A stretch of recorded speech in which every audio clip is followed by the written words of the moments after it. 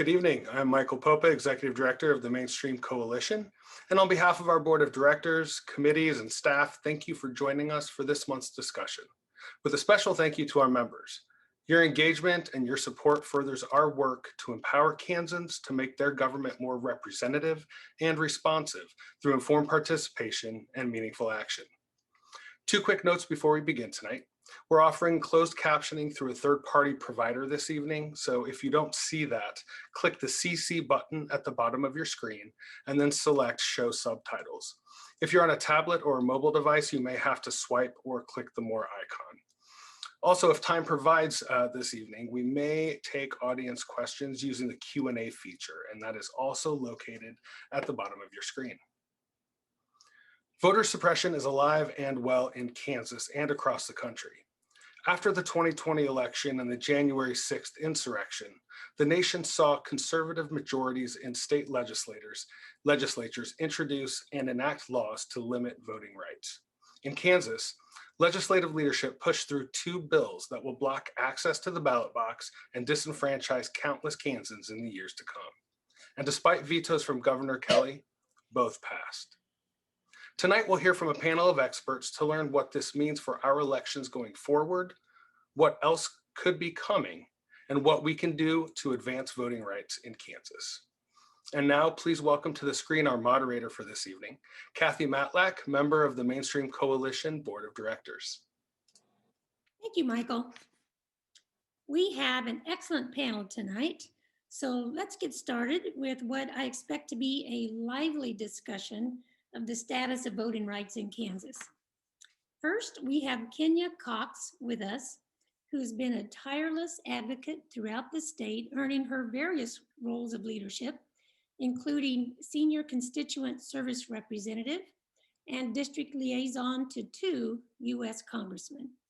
She currently serves as the President of the Kansas NAACP State Conference of Branches and the Program Chair of the Wichita Chapter of Links Incorporated. Welcome, Kenya. Next, we have Davis Hammet, President of Proud Light, which he founded in 2015 with the goal of increasing civic engagement and voter turnout among our younger population. Loud Light has yearly voter registrations and engagement programs at colleges across the state, training young Kansans how to understand and shape power. He contested the 2018 primary, raising awareness of uncounted provisional ballots, and successfully sued the government for open records. The Washington Post, New York Times, among others, have recognized and covered his work on behalf of voters. Welcome, Davis. Next, we have with us Representative Stephanie Byers. Representative Byers was elected to the Kansas House of Representatives in 2020 in District 86 in Sedgwick County. She recently retired from 29 years as a teacher in the Wichita Public Schools. While there, she received both the Kansas State Educator of the Year and National Educator of the Year awards. She was born in Oklahoma and is a member of the Chickasaw Nation and has called Wichita home for the last 3 decades. She's become a strong advocate for the LGBTQ community since coming out publicly as a trans woman. She's the first transgender person in Native American descent ever elected to any state legislature in the US. Our fourth panelist is Jamie Shew.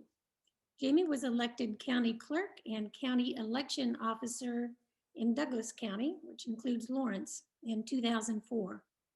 He's redesigned that office, focusing on accessibility, effectiveness, and efficiency. He's been recognized for his innovative initiatives to address potential voting barriers. He's also focused on ways to use the internet to improve outreach and cut costs. He's received the Douglas County League of Women Voter Award for open and transparent government. Welcome to our excellent panel. Appreciate all of you being with us this evening. To start out with, I've heard people say that Kansas has less restrictive voting laws passed this session than most conservative states. So first of all, is that true? Should we be lucky? Should we feel lucky about that? Let's start by having a brief summary of the two bills that were passed. That's HB 2183 and HB 2332. Davis and Representative Byers, do you want to take a stab at that? How are they different from our current voting laws? Sure. So first off, Cathy and everyone at Mainstream, thank you so much for having me on this panel today. And one context that's so important to understand about Kansas is we already have really strict voting laws. So when people say, oh, the voting laws weren't that bad, they forget that a lot of the voter restrictions being implemented in other states already exist in Kansas. As probably many of y'all recall, we've already had voting policies in Kansas struck down as unconstitutional under Chris Kobach, but many of Chris Kobach's policy changes internally in the Secretary of State's office and legislative changes that they made into state law still exist today. So with that kind of preface to it, the bills that were passed is through this legislative session, there were a variety of bills, election bills kind of thrown out there on all sorts of topics that would create all sorts of restrictions.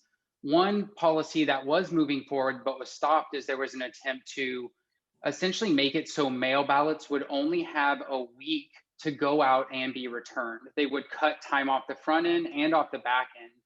Luckily, many people spoke out about that, including Mainstream members, and the legislature kind of ran away from that proposal because it was so clearly a voter suppression tactic.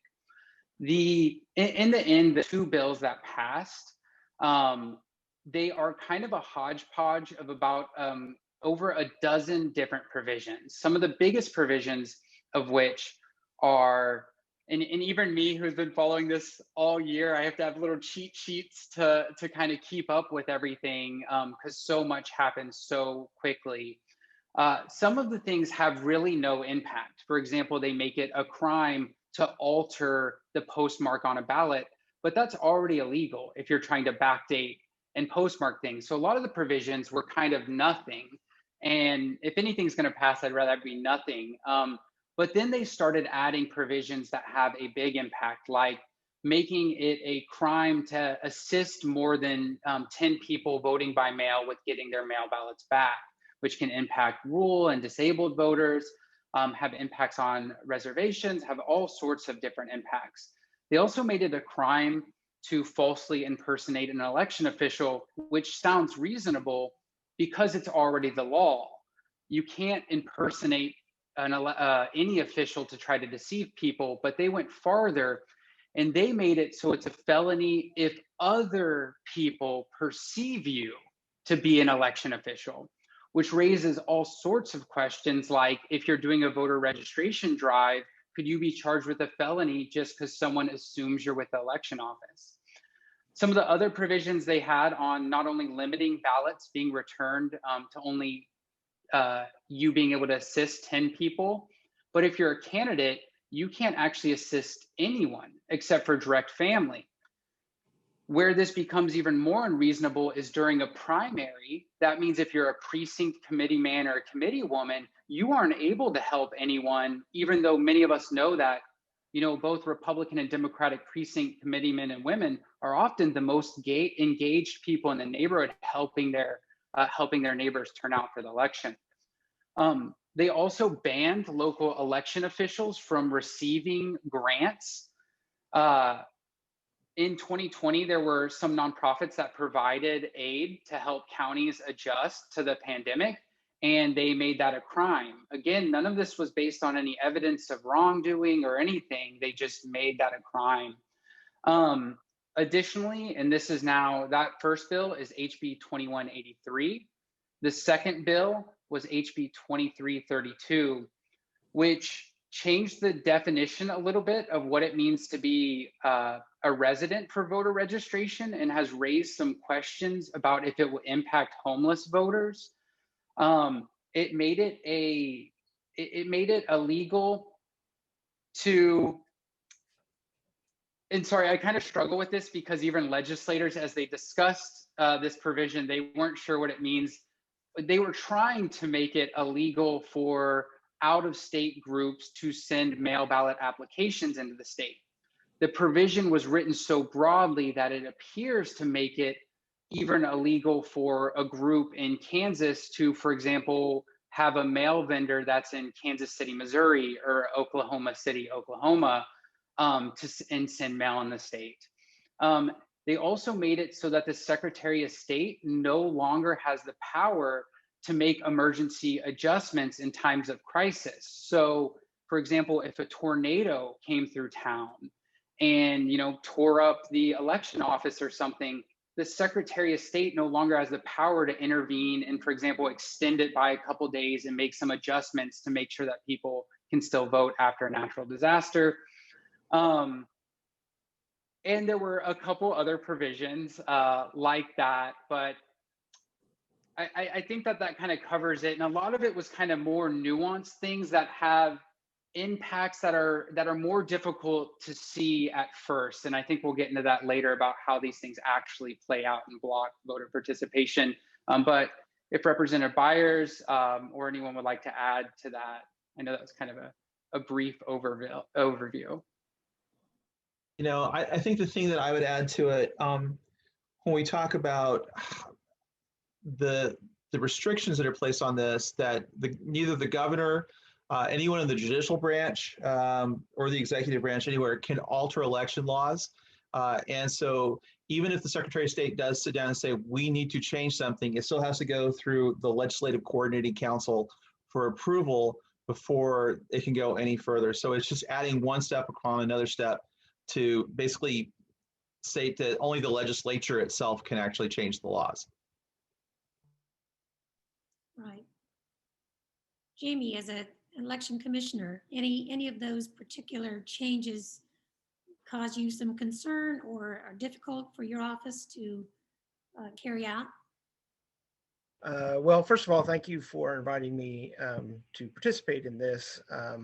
There are parts of those provisions, first of all, when you say this may not be as bad as in other states, it is true some other states have had some pretty restrictive laws that they have passed. I would also like to say there are some other states, including Republican states, that have expanded voting this year.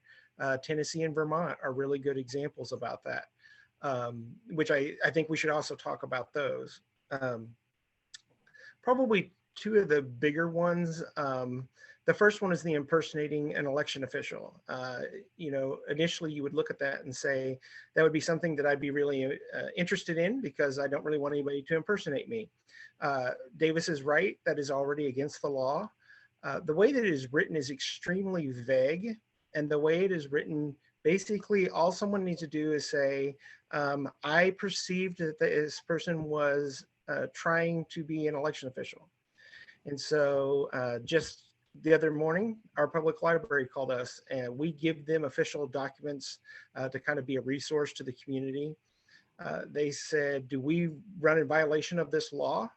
And our response was, you need to talk to your lawyer because there is not a clear definition of what that means, that if somebody perceives you. So they have our official pamphlets, our voter registration material does, the act of them handing that out, if someone perceives that they're acting like an official, or maybe they're mad at the library, right?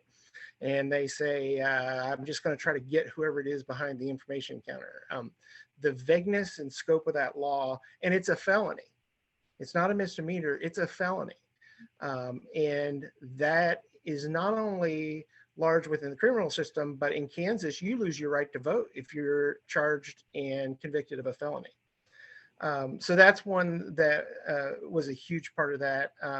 There's some parts of that also just how we are going to navigate that. So the part about, you can't help more than 10 people. Well, how do you kind of navigate that as an election official?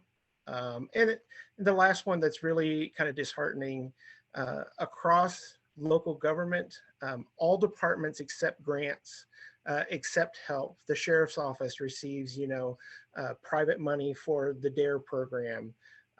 So election offices now can no longer receive any type of grant or assistance to help run elections. And I can tell you across the state, elections offices, county clerk's offices are not funded to the level that they need to be funded to run elections. I was curious about that. How do you enforce? I mean, how do you know how many ballots somebody's turned in? Who's counting? And I mean, why couldn't somebody come in with 10 ballots or 20 ballots and put them in the box? And are we now having to count? I've been a poll worker for several years, so do we count ballots when people bring them in? Is that a poll worker's job? I don't understand how that's going to be regulated. Well, and there's a lot of really good questions about that Representative Byers can kind of talk about. That as far as the process, a lot of this stuff was kind of dumped into these bills on the floor. So there was not the vetting that occurs in committee where there are those questions. I mean, it's supposed to work where the committee is where those questions are brought up and you can kind of work through what those things are before it goes to the floor. And because a lot of these things were added on the floor, the election official one is another good example. I don't think there has been a really good understanding of how to implement these because they really weren't discussed. I'm a member of the League of Women Voters, and you know, we do a lot of registration events, and you know, we have a red, white, and blue table. We try to wear red, white, and blue sometimes. We have name tags, so someone could easily say we look official. So we're concerned about that as well. Kenya, anything about these two bills specifically concern you or people that you work with? Well, absolutely. And thank you also for the opportunity to be here and to have this very important discussion tonight. The Kansas NAACP, our national organization, we have been fighting for the expansion of voter rights since our inception. We believe that voting is the cornerstone of our democracy. And most importantly, we believe that it is one of the single way that individuals, that citizens have a chance to exercise their voice, in the legislative process. And so anything that expands, gives individuals more opportunity to participate, we're going to support that. So during this whole legislative process, I was one of the individuals from our organization and our political action chair that actually testified, and we brought up some of our concerns that this would indeed erect some barriers that would cause individuals from having that access to be able to exercise their vote. You kind of labeled us as subject matter experts. Having the opportunity to work for 2 US congressmen and 3 Kansas governors, both Republican and Democrats, I've had the opportunity to see how important elections really are. And so looking at that and realizing that, very, very concerned that subject matter experts like Jamie, those county clerks who are boots on the ground, they know the barriers, they see some of the troubles. They didn't really get a chance to weigh in on this legislation. They didn't get to speak to maybe some of the unintended consequences.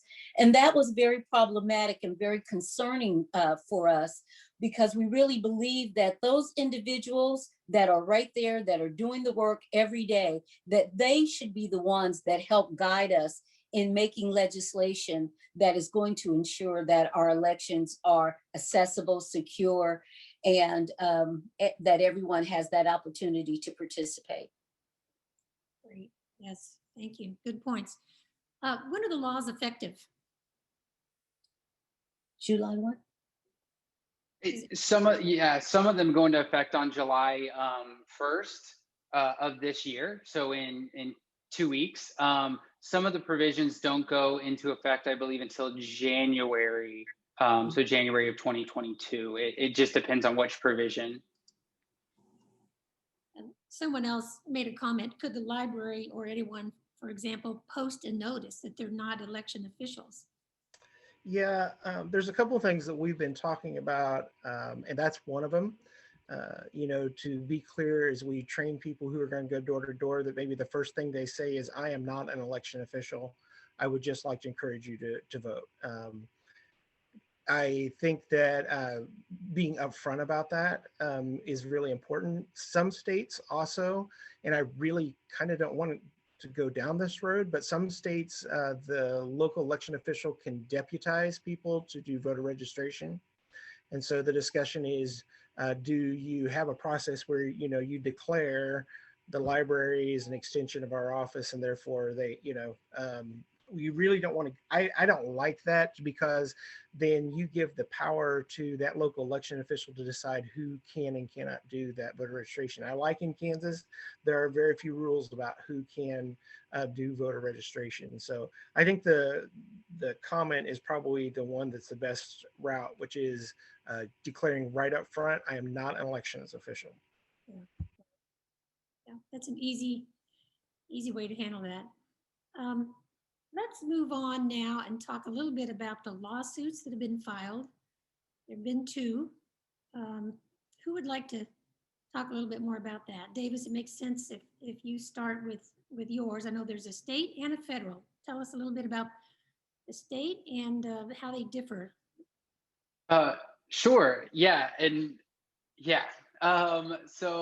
With Cathy, you being a member of the League of Women Voters. So actually, the state lawsuit that was filed on June 1st this month, it is the League of Women Voters of Kansas, Loud Light, the organization that I work with, Kansas Appleseed, and the Topeka Independent Living Resource Community that works with the disabled community in Topeka.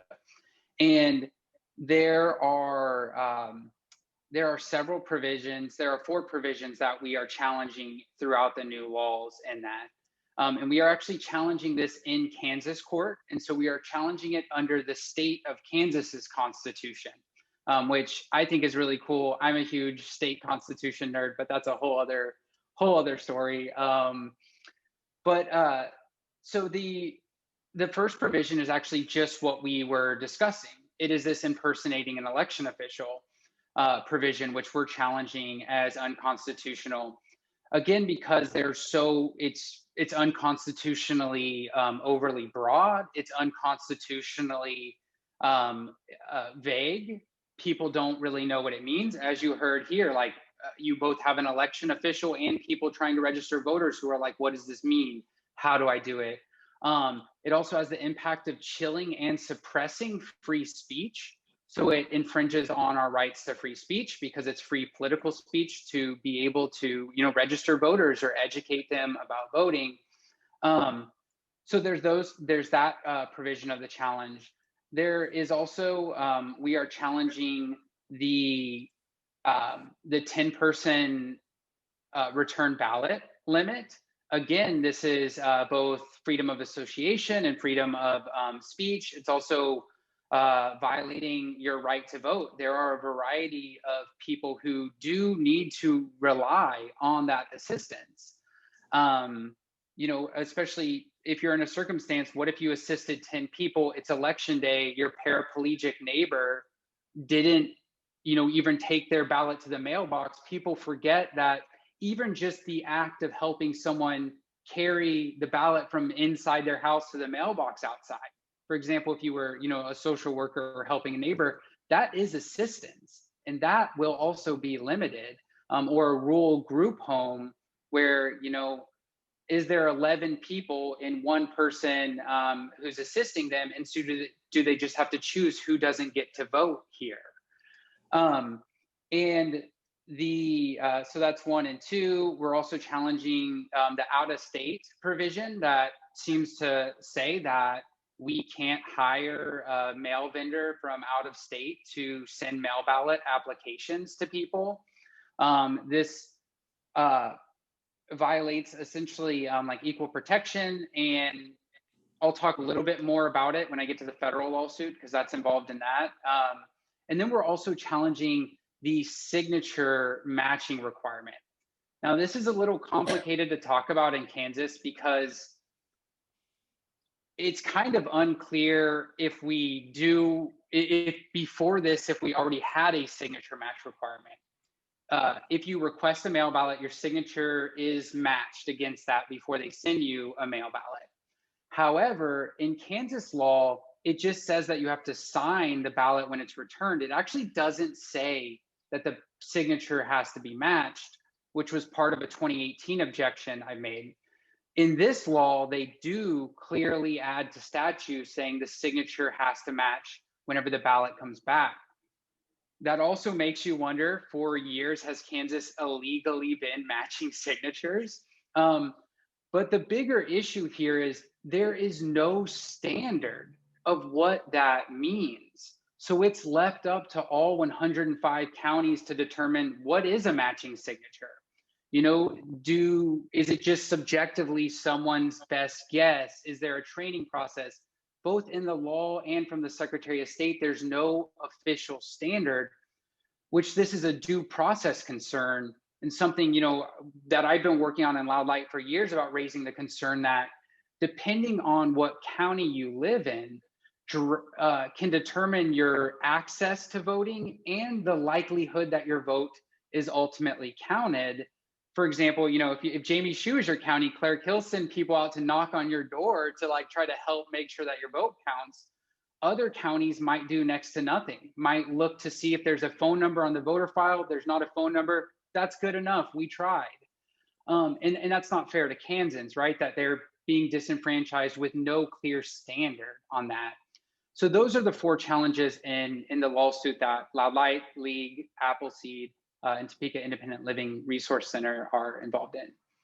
The second lawsuit, which was filed, I think like maybe the next day, is it's in federal court, and it's under the federal constitution.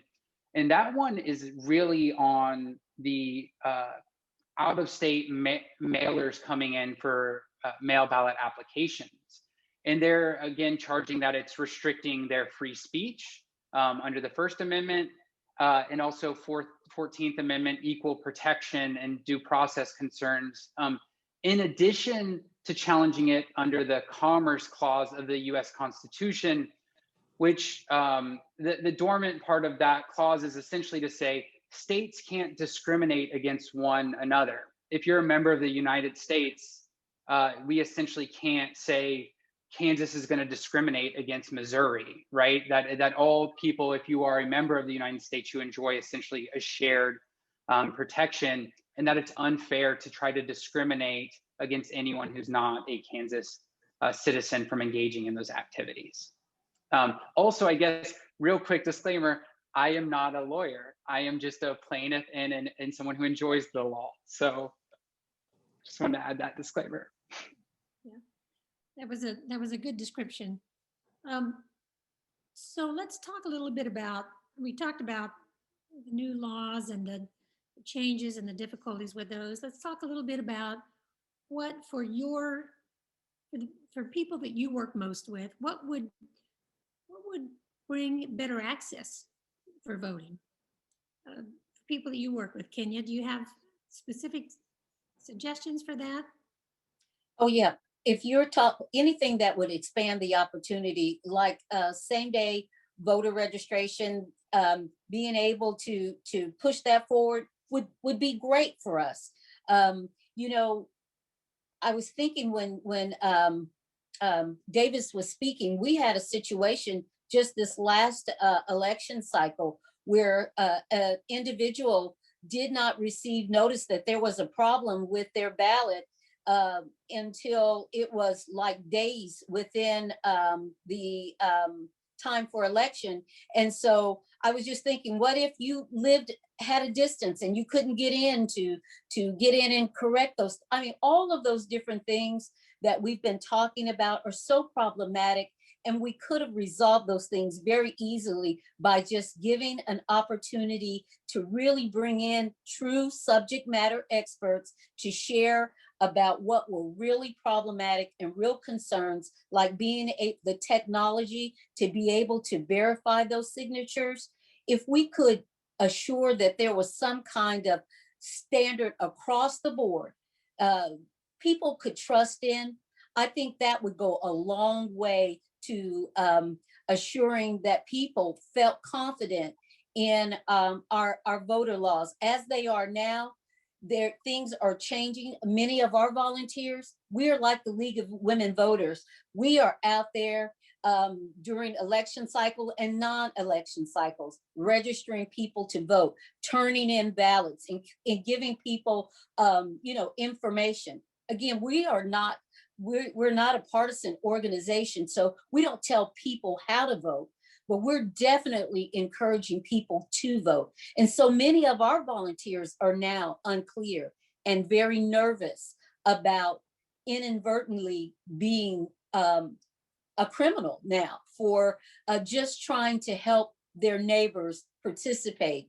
in our civic process of voting.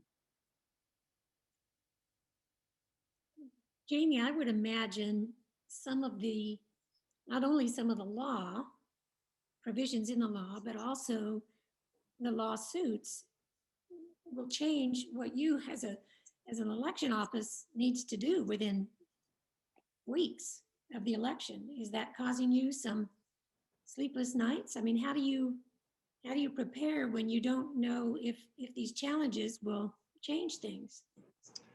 Well, I have sleepless nights anyway leading up to an election, so it just adds to it.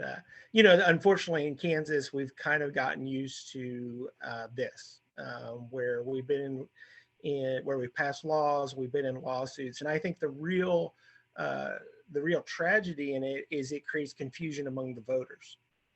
As our office, we can adapt, but we have had where a lawsuit.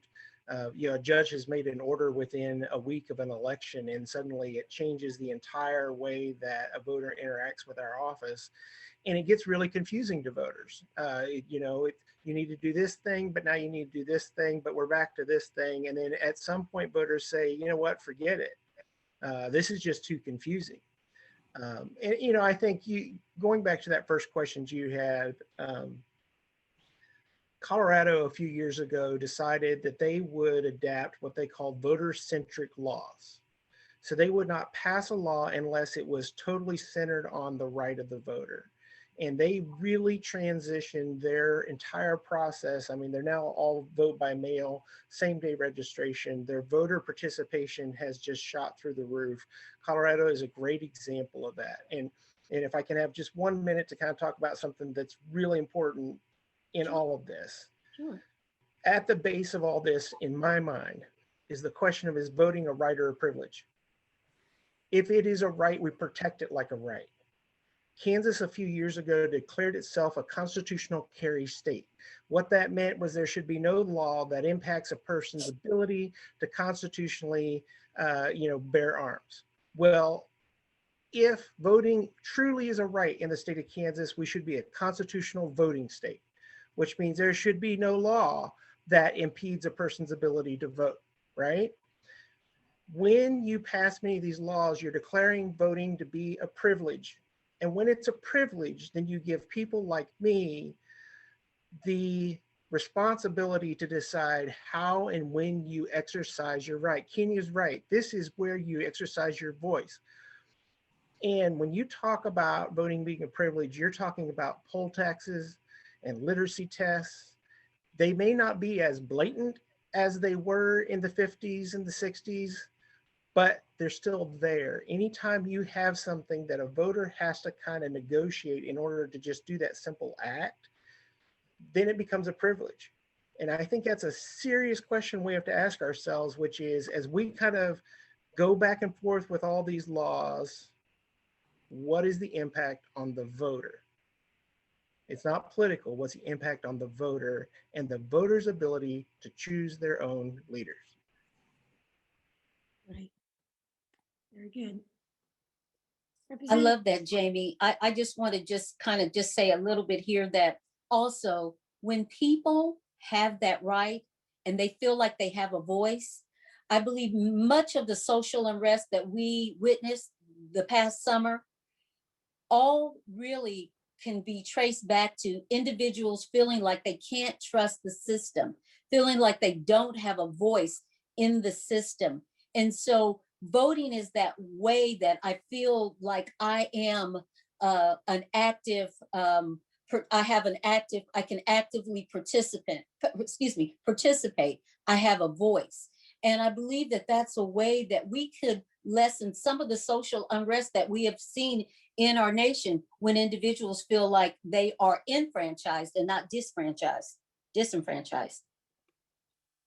Speaking of having a voice, Representative Byers, I heard you say, and I've read that this bill was on the floor, but it didn't go through a committee where normally there's input, there's people can have testimony or can talk with the committee.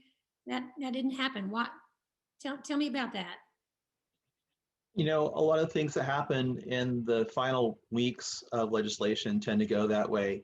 And, you know, for those of us that oppose those things, we do our best to stand on the House floor to speak against them and to point out how these have circumvented the system that's been in place. And then also to question why, because it would have been easy for this to go on into a committee, to have given people the opportunity to come in and either testify in person or give testimony via the WebEx system we had. That was used considerably during committees, but there's a reason, and we may not always know what that reason is about why they circumvented the system that way, but a lot of it comes down to how tied into this. And some of this is just conjecture on my part because of the fact that these are the things that I experienced. When we were getting emails urging us to vote for these bills, a lot of them came through organizations that claimed that this is part of the right to life, that we need to have this voter suppression ideas, for lack of a better term, because that it becomes an issue to deal with constitutional amendments and how we change things around. And it's frustrating because you're not being a part of that supermajority, your voice only goes so far, and you try to make as much impact as you possibly can, but it still comes down to the people that carry it through and how they push it through. Follow-up question someone has asked, are there reforms of the legislative process that might prevent amendment train wrecks like this bill? There's absolutely, I mean, the biggest reform comes down to when we actually go out and we elect people to stand up and represent for us, you know, but there are procedures that are in place, and it's a matter of calling people out on those procedures, you know, of stating when this went into a committee, did it get a committee hearing? Who was the one that brought this in? You know, were these bills a part of a gut and go procedure where there was another bill that possibly could have been contended, but they removed the inside of it and replaced it with this idea? All of those things are a part of what goes on. And as citizens, you know, we all have the right to contact our legislators and tell them how we would like for them to work on these issues. But adhering to those democratic processes is probably the biggest thing. And I don't know if there is a legal recourse to assure it, but we do call each other out on procedural areas. But the laws regarding legislative processes, there's a huge thick book that talks all about the procedures that we do. And sometimes there are things that you didn't even know existed that come forward in the middle of debate, you know, where when this was debated and one of my colleagues stood and spoke at length about the frustrations with this, he was called tedious, and they used that procedure to force him off from speaking because his comments were becoming tedious. Who would have thought that there would be, you know, defending the rights of people to vote as something that would be tedious? But those are the procedural areas that come up. Mm-hmm. Do you think these, you're going to say something? Yeah, if I could add something really quick to that legislative process, because I think this is important to understand too, is that, you know, it's not like these bills are just happening here, right? There is a tsunami of them happening across the country. And Loud Light is part of a group called Alliance for Youth Action and Organizing. And so I regularly talk with other executive directors of youth civic engagement groups across the country.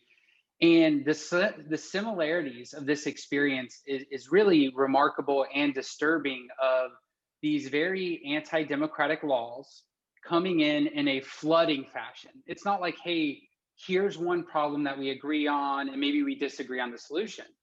It's that they're really happening against like no one can really point to a problem that they're trying to fix. There's an avalanche of these bills.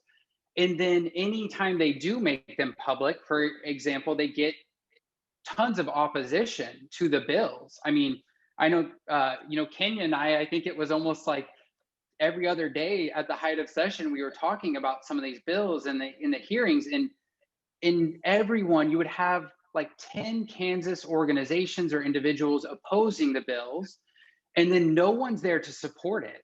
No one's there to speak of it. No one knows really where it came from, but it's still getting pushed through the process against, again, everyone publicly who's spoken on it has spoken against it.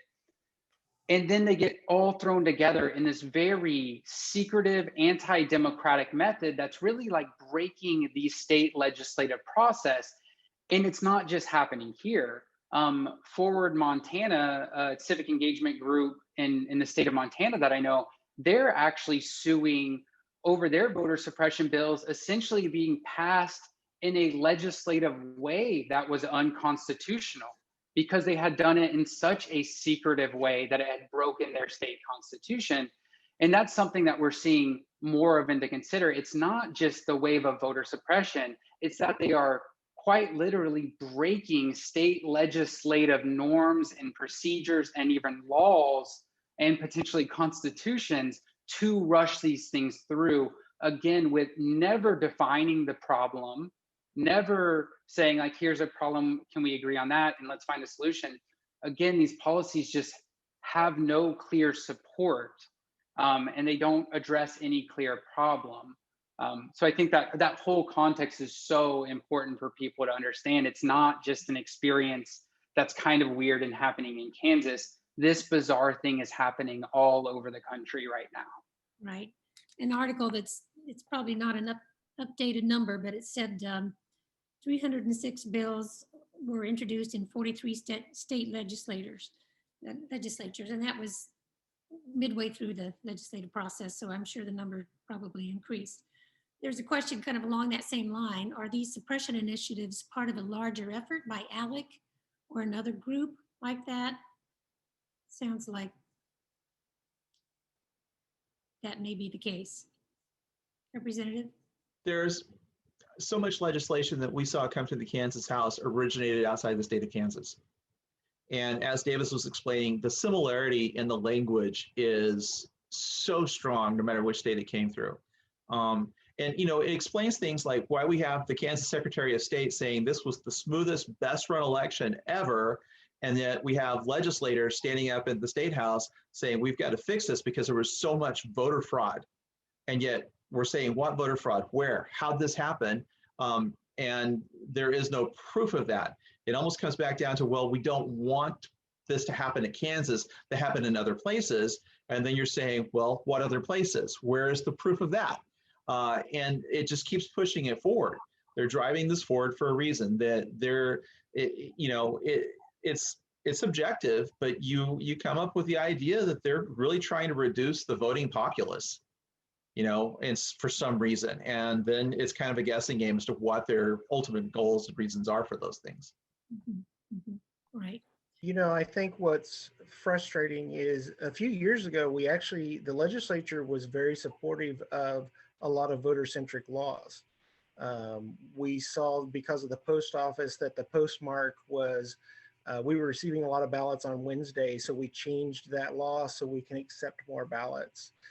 We now allow voters who receive their ballot by mail to deliver it to the polling place. That was a huge change.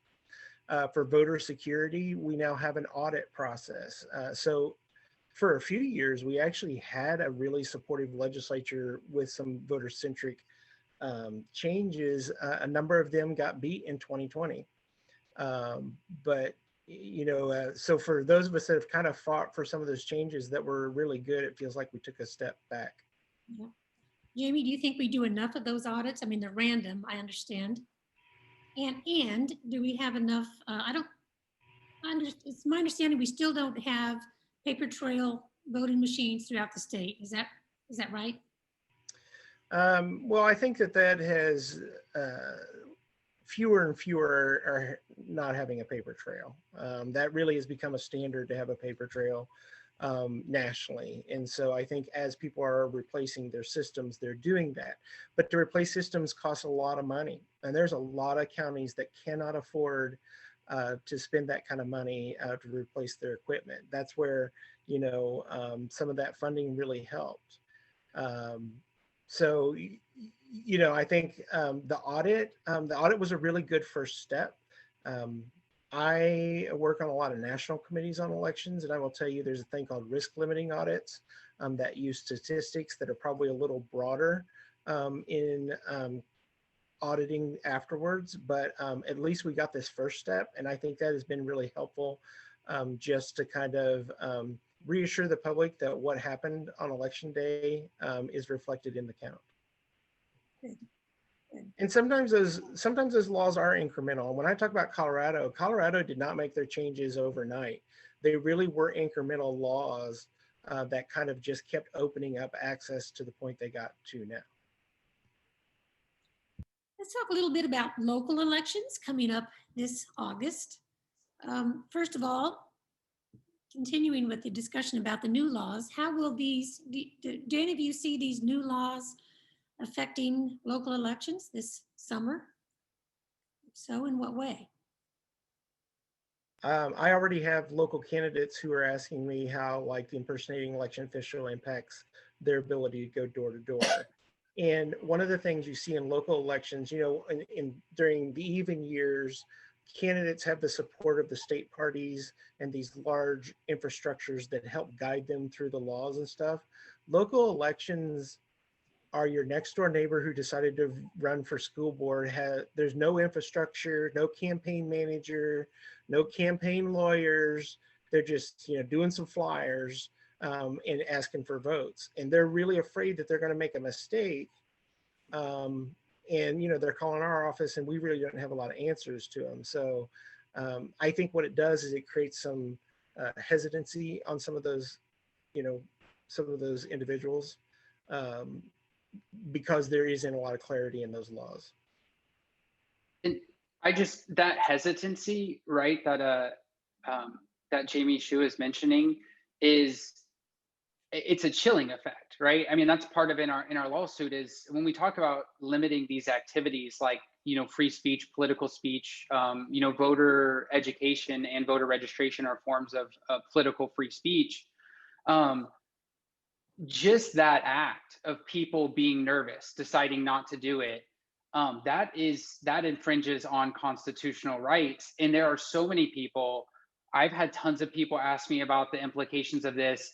And we're even, as we bring on more fellows, come July 1st, when this goes into effect, we're kind of trying to figure out what we have to do, but we're going to have a serious conversation of just by doing civic engagement, you may be subjecting yourself to being arrested, charged with a felony, and taken to jail.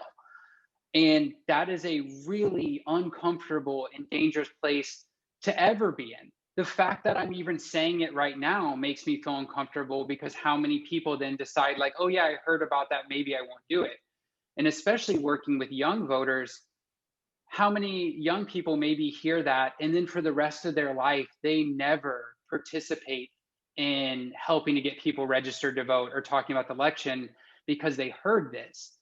The vagueness of these laws are like part of the danger, because they chill civic participation, because people don't know what they can do and they're scared that they might be charged with these felonies.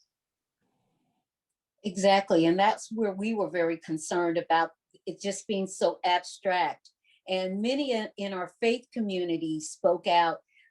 They have been strong advocates for reaching out and doing voter registration drives, and even having, voter faith Sundays where individuals would bring their ballots to church and everybody sign their, fill out your ballots and sign them, and they would take them and turn them in. And now there's just this, hesitancy that we're thinking we've got to actively be engaged in some type of education initiative to make sure that, one, that we're following the law, because we are law-abiding citizens, and so we want to follow the law. But these unintended consequences are things that we just wish there would have been more time to vet those things out. Right, right. On that point, we have a listener that mentioned that members of the rules community are appointed by the legislative leaders. Do they change the rules to favor their agenda?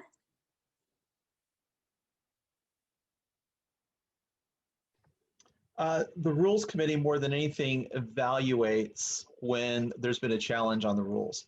And so if for instance, someone proposes an amendment and someone says, you know, whether or not that amendment works with the bill we're looking at, then that Rules Committee would meet and evaluate whether it met the criteria. And so that's really, as far as I know, that's the main function of that Rules Committee, is to ensure. But then again, you know, how they interpret that is based upon, you know, if it touches at least 3 or 4 different points on the original idea of the bill when we make an amendment, or, you know, how it's considered, in which committees those things go through. But as far as I know, they're not changing the rules, but it's still using the rules and it's open to interpretation. Okay, all right. Is there any chance the laws will be enjoined prior to taking effect?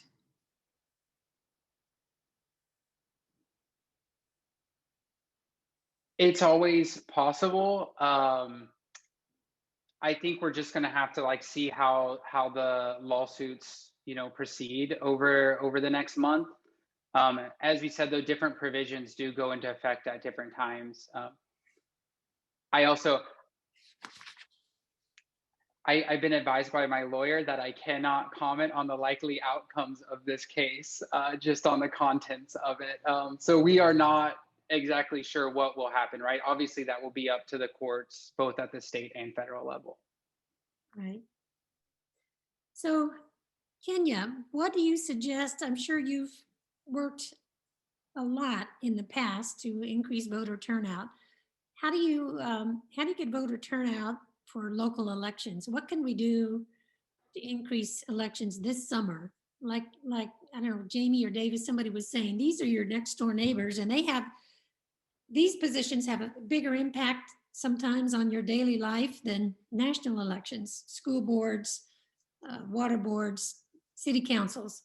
How do you get people excited about local elections? Any suggestions from anybody? We welcome. Kenya, start with you. Well, that's the work, and I mean, that's been the challenge of our organization long before these laws came into effect. Is really, it's about education and giving people the opportunity to better understand how something as it seems sometimes when you hear so much, when you receive so much counter information that your vote doesn't count, your vote doesn't make a difference, helping them to understand and see how their vote really does make a difference. We did a lot of education this past summer with our young people, helping them to understand that this is how you exercise, this is how you change laws. This is how you make sure that your interests are protected, is by participating in the election process. And so we were out there at every protest, getting young people registered to vote and then encouraging them to do so. And that's what we will continue to do this election cycle. We will educate ourselves on the law so that we can be sure that we are working within that framework. But we've already been putting together a strategic plan to make sure that we are helping our voters to feel confident in moving forward, and especially like our churches and our civic organizations that have been strong supporters in helping people register to vote, that they feel confident in still participating in that process. Right. Other suggestions? You're exactly right that you know, everybody wants to come out and vote for president, and that's really cool to vote for president. But school board, city council, water district, drainage district, they impact your daily life. And often those are the races that are decided by 1, 2, 3, 4 votes because there aren't as many voters. I mean, I've had a school board race decided by 1 vote. We had a county commission race decided by 3 votes last year. So turnout becomes really important because if you increase turnout by just a couple percent, you can really impact a race. For us, in our office, after 2008, we kind of got hit on election day. So in 2012, we started a process that in September, we send an advanced ballot application to every voter. And that really kind of increased our advanced turnout. And we always did that in the even year. In 2017, we decided to do it for odd year elections also. And part of that was because we were moving those elections to the fall, and I was worried that people would not recognize there's an election coming up. What we found was the simple act of that mailing increased our turnout by 10%. It was huge, the impact of that one mailing of just letting people know, hey, there's an election coming up and here's how you participate. And we're going to make it easier for you to participate by here's an advanced voting application. So now we do it every year. So those type of things I think are really big for elections offices, but I know I keep saying this, many do not have the resources to do that. I mean, that mailing costs $35,000 for me to do that to every voter in Douglas County. I have county commissioners that supported us doing that, but sometimes something as simple as that really can drive local turnout. Mm-hmm, mm-hmm. Certainly sending mail-in ballots this year during the pandemic, I think played a big role in a larger turnout, a larger result. Let's turn our attention for a little bit now to the national level. What do you think, Representative Byers, do you hear anything about the Voting Rights Act or HR1 and its success, possibilities for success? The national what I'm hearing right now is that unless something drastic happens in the Senate, they're both kind of just dead issues. And I'm a member of the Democratic Party, and it's a couple of Democrats that don't want to step up and push to make the decisions because they really want it to be bipartisan, and it should be bipartisan. But at this point in time, I don't think that they have enough votes really to be able to get past the filibuster level and getting it on in so that President Biden has a chance to sign it. Either one of them. Yeah. Anyone else have any input on that? I think those bills have really good stuff in them. Part of my concern about HR1 and S1 is they are so expansive that there's so many things in it that it is easy for someone to find something they don't like. And in that kind of gets lost the voter protections. I think actually some of the things that are happening at the states right now are keeping those bills alive a little bit because the pressure is that the federal government needs to do something to protect, especially after we lost pre-clearance with the Supreme Court and stuff. But I'm with Representative Byers that I think that I don't see a pathway for those current bills in their form to move forward. Have Kansas legislators sent an open letter to the Senate Democrats regarding the importance of the passage of the For the People's Act or the Voting Rights Act, either one? Do you know anything about that, Representative Byers? I know that we looked at a lot of different resolutions to try to urge our congressional delegation to do one thing or another. But when we're talking about trying to push things forward that would expand voting rights, the legislature as a whole would most likely stand against those type of things. It might be possible that within our own caucus to be able to push that out there and do that. But when you're looking at our congressional delegation from Kansas being 1 Democrat, 3 Republicans, and our Senate delegation being just Republicans, it's hard to see that moving much further forward than where it is right now. Mm-hmm. Back on the Kansas laws, one more question. In some states, laws have been passed that allow the legislature to essentially override local election officials and challenge the electors representing or resulting from an election. Do the Kansas laws have any of these provisions? I would say no, not directly. And certainly we haven't gone that route as far, at least this year. We do have a way to do an election objection, but there wasn't a big taking of the electoral powers, particularly around like certifying elections, is where we saw a lot of movement in some states to essentially make it a way more partisan process where politicians who are elected could essentially block elections from being certified whenever they lose. But we did not see that movement. And to the best of my reading, I don't see anything like that in these bills. Representative Byers, another question about the bill. The Kansas City Star had a story that reported that a $20 fee was authorized for requesting an advance ballot. Is that accurate? If that is something I don't recall, nor did I see anything when I looked through the legislative summaries on these earlier. I think that goes back more aligned with the poll tax ideas we had before. And so I don't believe that's a part of either one of the bills that we saw. Maybe Davis can answer to that.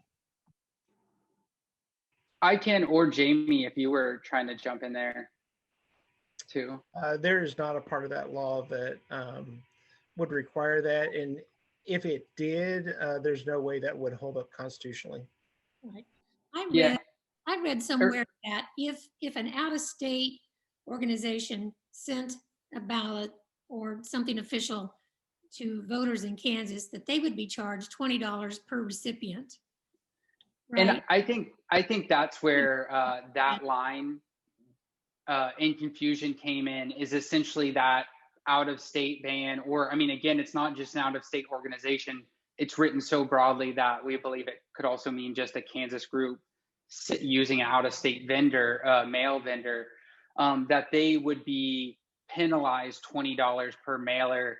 And so some could perceive that like they could theoretically still do it, but they would have to pay $20 per application. I think that got a little confusing on this. Again, I mean, I would just want to emphasize, like, these are confusing bills that are deeply in the weeds of election law. And that's part of what makes them so concerning, is that they are really nuanced and confusing, and no one really understands what they mean. Yeah. So where do you think we're headed? What are your concerns about future legislation regarding voting rights? Representative Byers? Anyone else? Yeah, I think that instead of expanding the opportunities for people to vote, it really looks like we're looking on ways to make it more and more difficult. And we've seen this rise of what may be considered non-traditional voters registering and getting out there, younger folks doing these things. And it's almost like we're going back to the people that traditionally have been the ones who supported our elections, who kind of understand the ropes. So instead of making it easier for people to understand how to participate, we're looking at restricting that even more in ways, so that we can hold down the number of people. And really, that's not what we need. We need more and more folks taking advantage of this. What we saw this last election was record turnouts, and we need to make that more the norm than a record, so that we've got those participation. And as I said earlier, when we talk about things like local elections, here I'm in Wichita, and our school district, if you take Wichita schools, the number of students there, the staff, and added them together and made them a city in Kansas, they would be the 6th largest city in Kansas. That's how many people that when you're electing that school board, those 6 individuals are making decisions for that big of a population. And a lot of times we forget that. And we forget, how much that impacts our daily lives and what we do. But getting those folks out there and giving opportunities. I would love to see us do the automatic mail ballot. Everybody who's registered, you get a mail-in ballot. That's the way it is. And then if you don't get it, you can request from your local election office, hey, I didn't get this, red flag it or whatever, but that it become that much easier to do, as well as the same day registration, so that it's not just, you know, having to know what the ropes are and the rules are to proceed forward with it. And I suppose, again, there's the financial aspect of that Jamie's mentioned several times. Gosh, I had a question. What was it? I drew a blank. Go ahead. If you just on like that same question about what does this look like going forward, I also know that it can feel like forever ago, but just going back 6 months before the 2020 election, the November election, I was actually pretty hopeful about pro-voter policies being passed. I mean, we had last session before the pandemic, we had some Republicans introducing some improvements to the election system. Then Majority Leader Jim Denning was actually like working on getting some fixes to provisional stuff moved along. And it actually felt like, you know, it would be little bit by bit, but that we were headed in the right direction and building some consensus. And I thought that's how we were going to come into this legislative session. But then the 2020 election happened, and, you know, essentially what's now referred to as the big lie, you know, that former President Donald Trump just refused to acknowledge that he had lost the election. And how that played out, of watching it, where honestly it became so detached from what the policy was, or like getting to the bottom of an issue or whatever. I remember talking to some people going to this session. I was like, I don't even think we're going to talk about or bring up any pro-voter policies. I think this whole session is going to be on the defense, trying to protect what we have. And I hope, like, I sincerely hope that this stuff cools down and that level heads prevail again. Because last year, even though it was hard, there was some bipartisan consensus working towards very carefully vetting improvements to our election system. And this whole process has just felt so detached from reality. Again, it's just playing into this national narrative. And it's been frustrating, you know, as a Kansan, to have this national narrative that has nothing to do with the state. Again, Republicans won a supermajority. They had the Secretary of State's office, most of the county election officials. To hear them still try to push restrictions has been very frustrating. So I hope that as it cools down, we can start to move forward on stuff.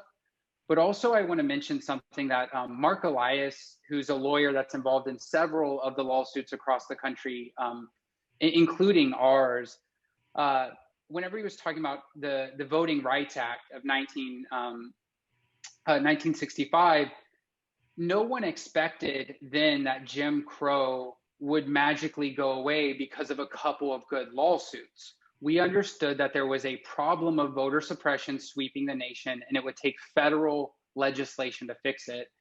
And I really do think on the federal issue, well, I 100% agree that For the People Act, you know, it has some issues that should be tweaked, but the cost of not passing something like that, it is quite frankly, like, we're increasingly destabilizing our democracy, and people should really take it that seriously.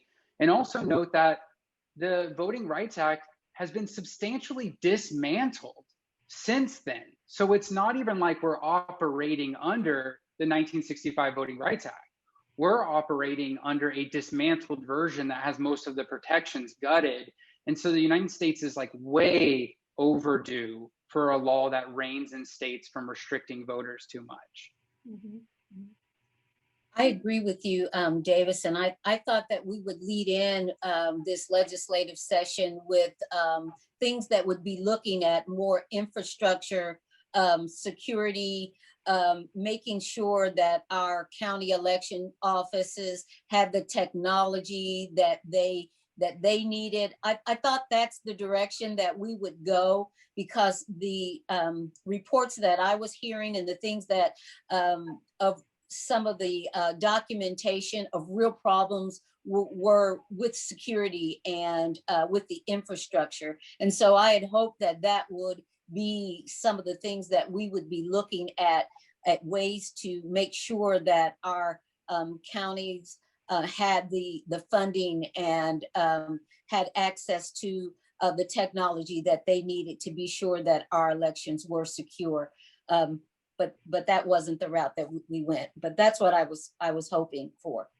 Kenya, what do you say to someone who's disillusioned, who is turned against the idea of voting?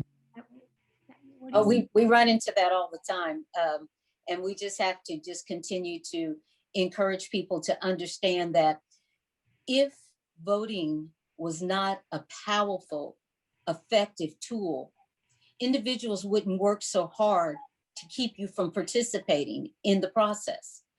And some of the things that I've just shared with young people, even that, they're like, we don't trust, we don't believe. And I say, if for no other reason than to honor the blood, the sweat, the tears, the death that was encountered by many to ensure us, to give us this right, if for no other reason, exercise and participate to show honor to those folks. I may be, I have share probably a different political ideology than maybe our panelists, but I think the one thing that we all agree and we all understand that voting is the cornerstone of our democracy. And if we love our state, if we love our communities and our country, we want to make sure that as many people can participate in that process as possible. And anything that that can be done for 2 decades. I haven't missed working and registering people to vote, engaging in that process. Our organization partners with organizations that are here tonight on this panel to ensure that right. And we're going to continue to do that because we do believe in America and we do believe in democracy. And we want to ensure that everyone has that opportunity to participate in that process. I want to take Kenya's words and put them on a loop and just play them all the time, which is the investment in infrastructure is probably the best thing that we can do to secure our elections. I mean, all of these laws, I mean, that investment in infrastructure is huge. And I'm glad she said that. So if I could have a minute, a year ago, I sat up at night and I couldn't figure out how we were going to run an election. We were in the middle of a pandemic.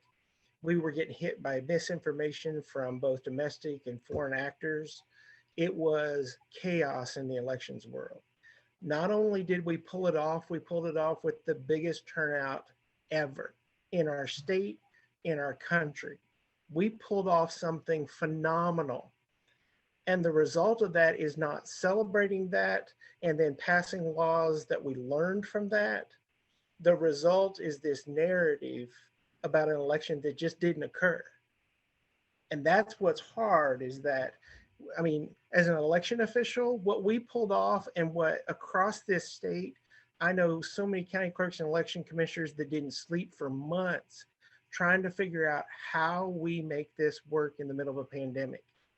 And the result in the legislative floor was a talk about fraud that didn't exist. And that was frustrating, And when you talk about laws that are coming up, I have heard, and Representative Byers can tell us, or Davis can tell us if it's true, that there could be a law that's brought up in the next session that limits drop boxes in the counties. Drop boxes were essential in dealing with post office delays and the pandemic in every county in this state.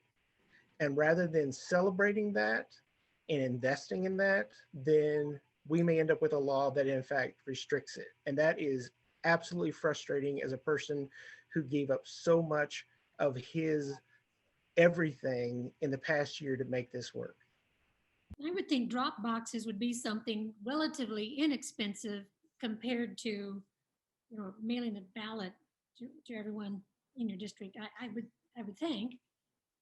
The other suggestion I heard that I love, someone said the other day that when they hear people who distrust the system and are disillusioned, they tell them to be poll workers. And when you're a poll worker, you you really learn a lot about what's involved in the training, and you do learn to trust the system. I've been very impressed as I've become a poll worker. Our poll workers and election officials were really real heroes this election cycle, because they had challenges that were unprecedented, and they just stepped up. We have a saying, not having is no excuse, not having is not an excuse for doing, find a way or make a way. And they did just that. And even our Secretary of State, who is named as, in this lawsuit, we were just so appreciative of how his office was so accessible to information and things to get out to our community members that were trying to figure out how to navigate through the process. So yeah, it's a bit discouraging right now. Good, that's good to hear. Well, the pep talk that you gave, Kenya, and Jamie's mentioned that we need to put that on a loop is a good way to end the discussion. Is there anything else anyone would like to say briefly before we end this tonight that didn't come up or that I didn't ask? I was like, I'm sure we all have something, but I did want to add really quick. When we talk about election security, especially, what people forget is that any security that relies on the voter to do something is a failure of the government. All of these processes of securing and improving elections should take place in the government. Improving our election audits, improving the database, the voter registration database and verification, all that stuff should happen internally. The voter should not experience any of that. In fact, in most developed countries that are democracies, voter registration isn't a thing. The government already knows who you are, and if you can be registered to vote or not, it's all automated. And that's increasingly becoming the case in the United States, but not in Kansas. So just keeping in mind, even for example, the advocacy ban about out-of-state sending mail ballot applications. Why did that happen? Well, they left it up to counties. Not every Kansan was sent a mail ballot application by their county. If the state had a standard that every voter got that, there wouldn't be this problem. In every issue that you could say the legislature was trying to address, it was really an administrative issue and usually a county funding issue. And so just remembering that all these restrictions, they shouldn't be on the voter, and they don't have to be. All of this stuff to improve elections can happen by the government, by the state, by the Secretary of State, by the county election office, and any other way is frankly voter suppression. You're just adding barriers to the ballot box. Anybody else? Probably one of the biggest things that we didn't talk about that we fight is misinformation. That has had a huge impact on, regardless of your political stance, how you interact with elections. We are fighting so much. Some of it's purposeful, some of it's just bad information that's just being spread on social media, and we need people like Kenya. We need organizations that are out there fighting that, and sometimes it seems like a losing battle, but reminding people that it matters for you to vote. Because my biggest concern as each cycle goes through and we go through this stuff is that at some point people start dropping off. They say it's rigged. Oh, you can't trust elections, so why do we need them? Let's not participate. And it is the basis of our entire system. And that's probably one of my biggest concerns, is losing trust in that system. Right. And I think I would add, as we're closing out, that when we look at redistricting, that, when opportunity is given for citizens to come up and make comments to these advisory boards regarding how redistricting is going, to get out there and speak your mind and let them know how you feel as a voter about the shape of the district that you live in and where those boundary lines are, and understand fully as they look at redrawing those boundary lines, the purpose and point of why they may be doing that, to ensure that it does continue to give you the representation that you need to have. Yeah.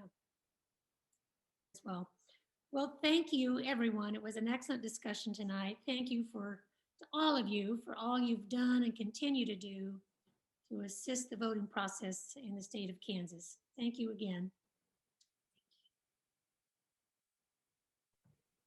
We'll go back to Michael, where you are.